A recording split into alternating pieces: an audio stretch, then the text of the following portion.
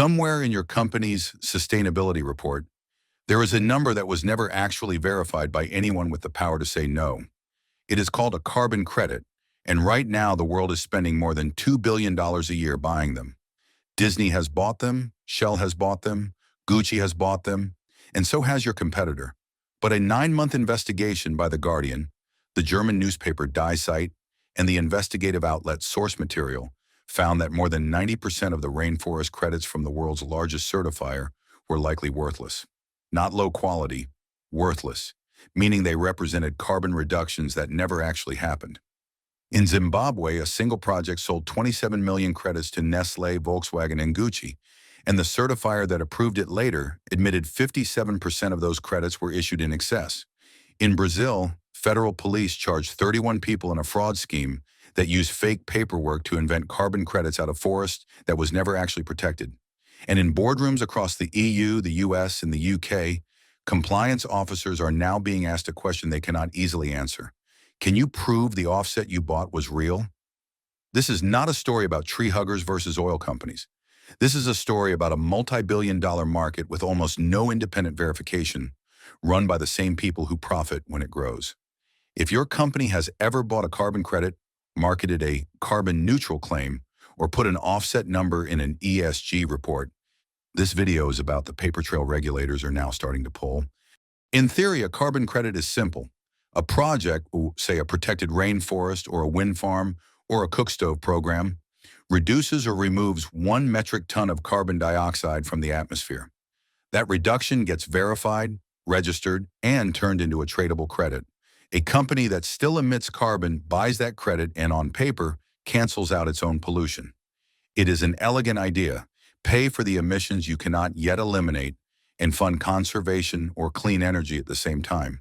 The voluntary carbon market built on this idea is forecast to grow into one of the largest asset classes on Earth within the next decade. But the entire system rests on one fragile assumption, that the number on the certificate is true.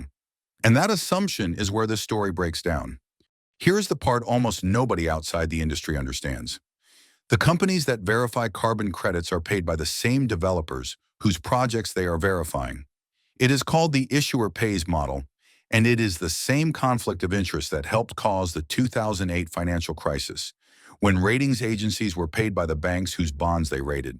Verra, the world's largest carbon credit registry, generates most of its revenue from a fee charge per credit issued. More credits issued means more revenue for Verra, regardless of whether those credits represent real climate impact. A university researcher who studied Verra's rainforest methodology put it bluntly: project developers can choose the calculation method that produces the highest deforestation baseline, which maximizes the number of credits they can sell. He called the people making that choice, quote, people with a clear conflict of interest. A 2025 study reported by the investigative outlet Mongabe found that auditors hired directly by project developers tend to systematically overvalue the credits those same developers are trying to sell. One expert explained why. It can be, quote, potentially fatal for an auditor to tell a paying client that their project deserves fewer credits than they want. A 2026 report on conflicts of interest in the voluntary carbon market found something even more direct. The CEO of one credit issuing company sat on Verra's own governing board for more than a decade, while his company's projects were being assessed under the standards that board helped write. The report compared it to students grading their own homework and choosing the grading scale themselves. This is not a rumor or a conspiracy theory. It is the structure of the market, described in the market's own regulatory filings and industry reports. To fix the trust problem, a new industry emerged: carbon credit rating agencies, firms like Bezero, Silvera, Calix, and Renoster, that promise independent third-party quality scores. In theory, this should work like Moody's or S&P for carbon credits. In practice, a 2023 report commissioned by the nonprofit Carbon Market Watch tested these 4 agencies against the exact same projects. One avoided deforestation project in the Amazon received a high-quality rating from one agency, and a low-quality rating from 2 others for the identical project. A wildlife sanctuary project and a forest restoration project in Uruguay showed the same pattern. Wildly different scores, same underlying data. The report's conclusion was polite but damning. There is still no universally accepted way to define what a high-quality carbon credit even is. For a corporate buyer, this means you can shop around ratings agencies until you find the one that gives your preferred project the score you want to put in your annual report. That is not a hypothetical risk. It is the exact incentive structure critics say the market currently rewards. In January 2023, The Guardian, DyeSite, and Source Material published the results of their 9-month joint investigation into Verra's rainforest credit program. Verra had issued over 1 billion carbon credits since 2009 and controlled roughly 3/4 of the voluntary carbon market. The investigation analyzed independent scientific studies of Verra's ARED plus rainforest projects, the ones used by Disney, Shell, Gucci, Salesforce, BHP, and EasyJet. Based on that analysis, more than 90% of the rainforest offset credits studied were likely, quote, phantom credits that did not represent genuine carbon reductions. A separate analysis of a University of Cambridge study found that the threat to these forests, the deforestation the credits were supposedly preventing, had been overstated by roughly 400% on average. Barbara Haya, who has studied carbon markets for 20 years at UC Berkeley, said the implication was simple. Companies were using these credits to claim emissions reductions that, for most of the credits examined, never actually happened. The investigation also found human rights concerns on the ground. In one flagship Peruvian project, residents told reporters that park guards and police had forcibly cut down and cleared their homes. It is important to say clearly, Verra disputed these findings in detail, publishing a technical rebuttal calling the reporting, quote, patently unreliable, and arguing the underlying studies use flawed datasets. Independent scientists have since published competing rebuttals and counter-rebuttals in academic journals, and the scientific debate over exact percentages continues. But even Verra's own later actions suggest the criticism forced real change. The registry has since overhauled its accounting methodology, citing in its own words the need to reflect evolving best practices. If you want to see how this plays out in a single project, look at Kariba. Kariba Red Plus was one of the world's largest forest protection projects, covering an area of Zimbabwe roughly the size of Puerto Rico. It was developed and marketed for over a decade by South Pole, once the world's leading carbon credit broker, in partnership with a local firm called Carbon Green Investments. Nestlé, Volkswagen, Gucci, and McKinsey all bought Kariba credits to back up their own sustainability claims. In October 2023, The New Yorker published an investigation titled The Great Cash for Carbon Hustle, alleging that South Pole had sold millions of credits for carbon reductions that were never real. Within days, Verra suspended the project and launched a formal review, saying it was, quote, deeply disturbed by the allegations. South Pole publicly disclosed that it kept 25% of Kariba's proceeds for its technical and marketing work. But Bloomberg's reporting, after pressing the company for details, found South Pole had actually kept 42% of the project's total revenue. The same investigations revealed that the local partner running the project on the ground had been organizing paid trophy hunts for Western tourists to shoot leopards, lions, and elephants. In the same area South Pole's corporate clients were told was being protected. The project's own local partner admitted to The New Yorker there was, quote, no paper trail for how project funds were actually spent. South Pole's chief executive resigned within weeks of the scandal breaking. Nearly 2 years later, in late 2025, Verra completed its review and confirmed that 57% of Kariba's nearly 27 million issued credits did not correspond to real emission reductions. Verra is now seeking compensation from the project developer for those excess credits. But a Carbon Market Watch analyst warned it is, quote, not clear what, if anything concrete, will happen if the developer simply refuses to pay. Verra has a documented track record of struggling to claw back money from discredited projects. Nearly 2 million phantom credits from a separate rice farming scheme in China have gone unrepaid for over a year. One former client, a Finnish carbon buyer, summed up the feeling of the entire market in one sentence. Quote, it feels like you're being cheated twice. First you support a fraudulent project, then the broker tries to keep their hands clean. While Kariba was a scandal of exaggeration, Brazil's carbon market produced something closer to outright fraud. In June 2024, Brazil's federal police launched Operation Greenwashing, an investigation into two RED Plus projects in the Amazon named Unitor and Fortaleza Ituxi. The two projects together covered more than 140,000 hectares, an area larger than the city of Chicago.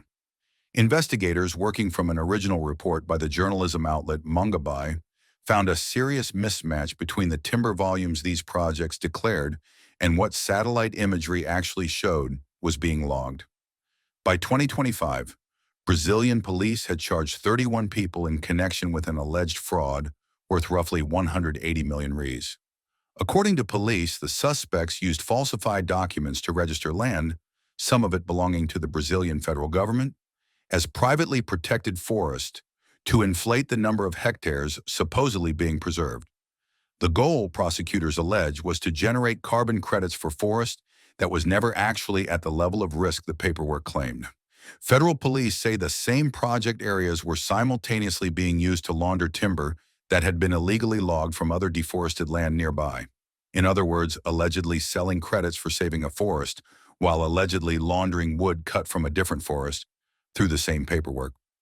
One of the men named by police as leading one of the three groups involved is Ricardo Stope Jr., described by Brazilian media as the country's largest individual seller of carbon credits.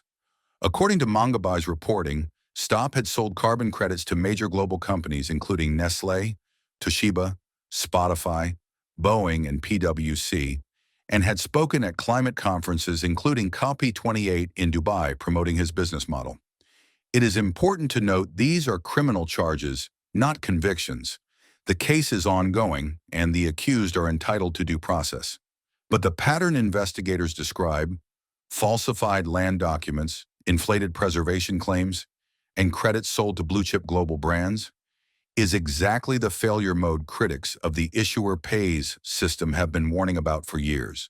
Brazil has since passed a new national carbon trading law specifically to try to close these gaps, requiring formal proof of land ownership before carbon credits can be issued. Now here is the part of this story that connects carbon credits to a much older pattern: land ownership. A growing body of research shows that as global demand for carbon credits has surged, so has the buying and leasing of land in the global south, specifically to generate those credits.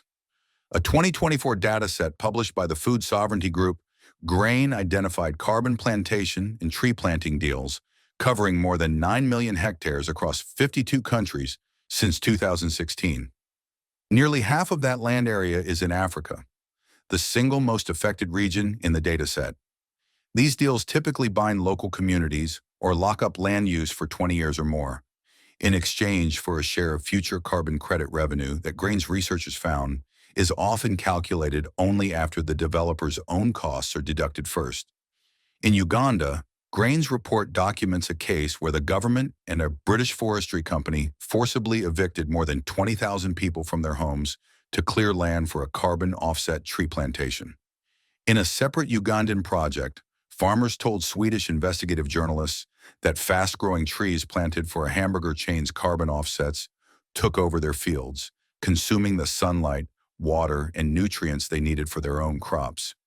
In Brazil, researchers have linked large eucalyptus plantations tied to carbon credit deals to land taken from indigenous and traditional communities. This is where the double dip happens. A company or fund can control the underlying land, control the carbon accounting on that land, and sell the resulting credits, while the community that lived on or worked that land loses access to it, often permanently. This is not a claim about anyone named Billionaire personally pocketing both revenue streams. It is a documented structural pattern across dozens of projects run by investment funds, agribusiness firms, and corporate partners. For scale, Microsoft alone signed an $8 million credit deal with an investment fund tied to a major Brazilian bank, converting cattle pasture into large-scale eucalyptus plantations across Latin America specifically to generate carbon removal credits for sale. A separate Microsoft-linked project in Ivory Coast run through a major European bank was investigated by the outlet Follow the Money in 2024 for potentially double counting the same land's carbon credits, selling them once to a corporate buyer and once to a World Bank facility. Grain's dataset also names project developers with documented histories of financial scandal or land conflict now running new carbon credit ventures, including a company tied to a member of a Gulf royal family that sought tens of millions of hectares across Africa before its public presence quietly disappeared after 2023. None of this requires a hidden conspiracy. It requires only that land, carbon accounting, and corporate offset demand all sit in the hands of the same small set of well-capitalized players with almost no independent check on any of the three. Eventually, the carbon credit story stopped being just a journalism story and became a legal one.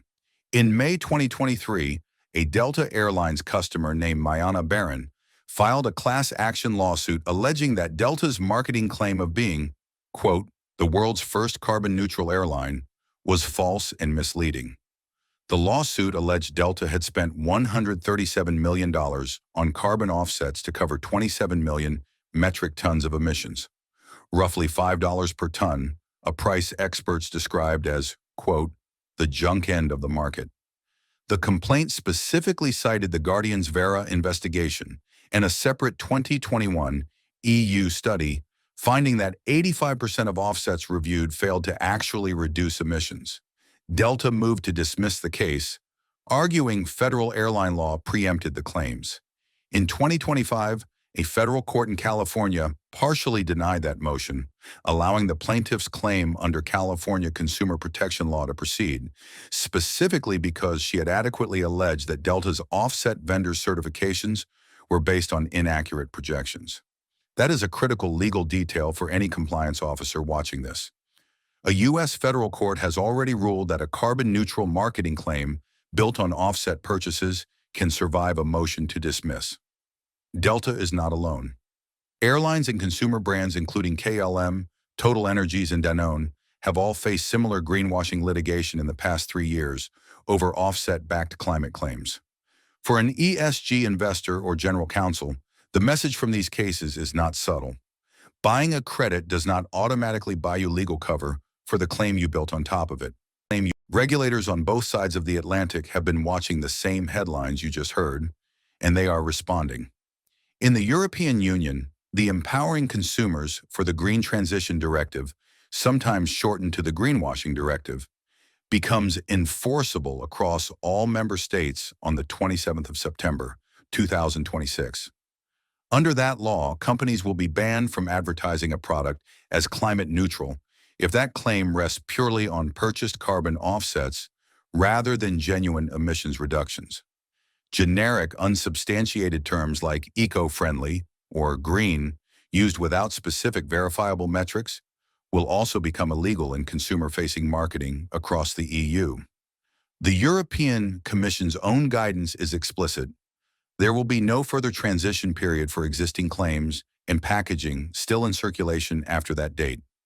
In the United Kingdom, the Competition and Markets Authority issued new guidance in January 2026, expanding corporate liability for environmental claims that originate anywhere in a company's supply chain, not just its own marketing department.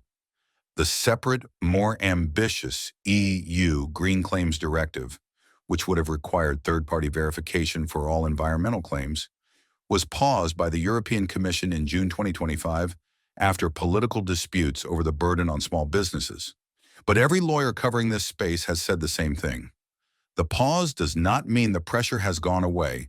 It means the enforcement is arriving through a different door. In the United States, the Federal Trade Commission has been updating its green guides, the rules that govern what environmental marketing claims companies are legally allowed to make. And under Brazil's new federal law, establishing its national emissions trading system, buyers of carbon credits are now explicitly required to demonstrate their own emissions. Inventories are linked to any credits they claim to use. For a corporate sustainability officer, this is the actual, practical stakes of everything in this video. The paper trail behind every credit your company has ever purchased may soon be the difference between a clean audit and a regulatory investigation. So if you work in sustainability, ESG, or compliance, here is the uncomfortable summary of everything you just watched. The certifier that approved your company's credits is paid more when it approves more credits. The rating agency your company relies on for independent quality scores may rate the identical project completely differently than a competing agency. The project developer that sold you those credits may have chosen the accounting methodology that maximized the number of credits available to sell, not the one that most accurately reflected the forest's real risk. And the land underneath that project may be under a long-term contract that restricts the very community it claims to benefit. This does not mean every carbon credit is fraudulent, and it does not mean the entire concept of carbon markets should be abandoned. Some projects, audited transparently with public data and real community consent, do deliver genuine, measurable climate benefit. But it does mean that "we bought verified carbon credits" is no longer a sufficient answer to a regulator, a journalist, or an activist shareholder asking a hard question. The practical move for 2026 and beyond is simple. Demand the underlying project documentation, not just the certificate, before your company puts a number in a public report. Ask which rating agency scored the project and whether a competing agency scored it differently. Ask who owns the underlying land and what happens to that community's access to it for the life of the contract. And treat every carbon offset claim the way you would treat a financial statement, as something that needs an audit trail, not a press release. The uncomfortable truth at the center of the carbon credit market is this: for over a decade, accuracy has not been what made the market profitable. Volume has. Every incentive in the chain, the certifier, the rating agency, the broker, and sometimes even the buyer, has rewarded more credits, not necessarily more truth. That is not a conspiracy theory. It is the structure of the incentives, documented in the market's own reports, lawsuits, and regulatory filings. The forests are real, the emissions are real, and the communities living on that land are real. What has not always been real is the number printed on the certificate that says how much of it was actually saved. If your company is sitting on carbon credits right now and you are not sure which category they fall into, you are not alone, and you are also not powerless. I dig into stories like this every week. The hidden financial structures behind headlines that never get fully explained on the news. If you want to discuss this investigation, ask about a specific project your company has purchased credits from, or bring me a lead on a story in this space, message me directly on Signal.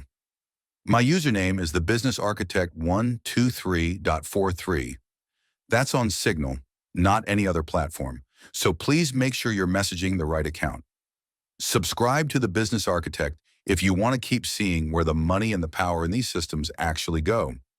Because the next time someone hands you a carbon neutral claim, you'll know exactly which questions to ask before you believe it.